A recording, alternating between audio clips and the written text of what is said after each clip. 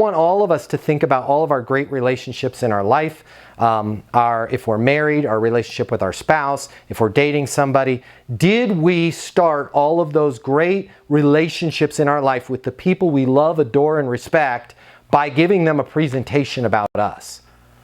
No, that would be ridiculous, right? Well, everybody needs a presentation. Hey, you're single, I like to mingle, my car's parked outside. I have if you mind, hey, Javier, can you hit the lights? I've got a display. I'd like to show you a couple slides about moi.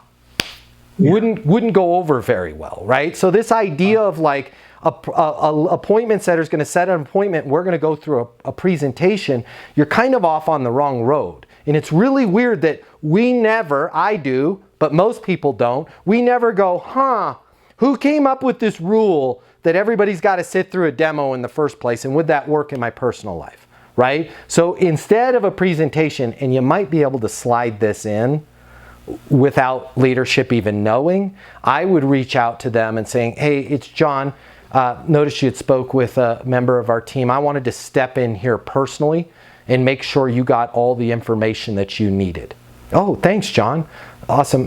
What can I get you information on? Well, we did talk to that other person on the phone. We were interested in bump, right? Got it. Now, just out of curiosity, why were you interested in that? Well, because we need to do XYZ with the office, right? Why do you need to do XYZ with the office, right? And by the way, we're all terrified to ask that because we're supposed to be a know-it-all, right? Oh, I can't ask a question like that. I'm supposed to be an expert on my industry.